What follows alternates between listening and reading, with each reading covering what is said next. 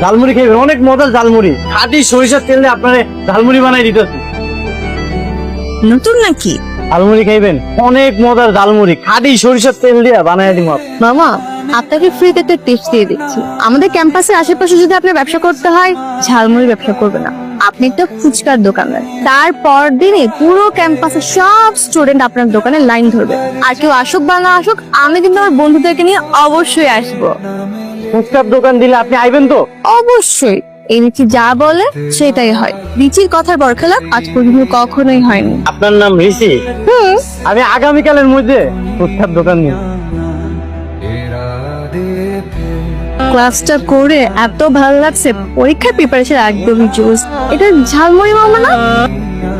ঝালমুড়ি মামা আমার নামে চটপটি ফুচকার দোকান দিছে। ফুচকা মামা, আপনি ফুচকার নতুন দোকান দিয়ে দিয়েছেন, তাও আবার আমার নাম আর আমার ছবি ব্যবহার করে। আপনার নাম দিছি এমনি, ভালো লাগছে তাই। মামা, মানুষজন নিজের আপনজনের নামে হচ্ছে গিয়ে দোকানের নামকরণ করে, তা আপনি আপনার আপনজনের নাম না দিয়ে আমার নাম দিয়ে কেন আপনার দোকানে গ্রহণ করলেন? তুমি তো আমার দুনিয়া, তুমি আমার সবকিছু, তুমি আমার আপন। মামা, কি হলো, কথা বলে? না মানে আপনার এমন অনেক আপন মনে হয়েছে, এর লেগে আপনার নাম আর ছবি দেয়া এই দোকানটা খুলছে। মামাই না অনেক মজার মানুষ। আপনি তাড়াতাড়ি আমাদের জন্য 2 প্লেট ফুচকা বানান, আজকে আমরাই প্রথম আপনার দোকানটা উদ্বোধন করছি। আপনার ঘর আগে এই দোকানে অনেক কাস্টমার আছে, কিন্তু কারো কাছে আমি চটপুরিয়ার ফুচকা বিক্রি করিনি। আপনার লেগে অপেক্ষা করতেছিলাম, আপনি যখন আইবেন তখন চটপুরিয়ার ফুচকাটা আপনার কাছে আমি বিক্রি করে এই দোকানটা উদ্বোধন করবো।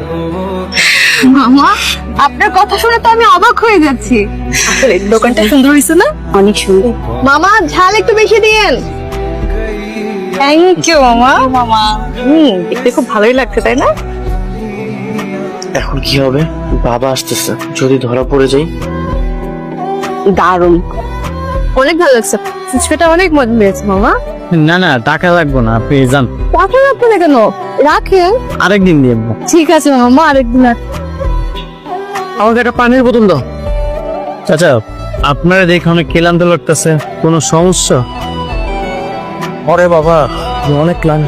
2 দিন যাব থানা, র্যাব অফিস, ডিবি অফিস, হাসপাতাল, পিবিআই অফিস, আমার ছেলেটাকে খুঁজতে খুঁজতে আমি একদম প্যারেশান হয়ে গেছি, কোনো জায়গায় ছেলেটাকে খুঁজে পেলাম না। বাবা, আল্লাহ, বাবা তো খুব কষ্ট পাচ্ছে।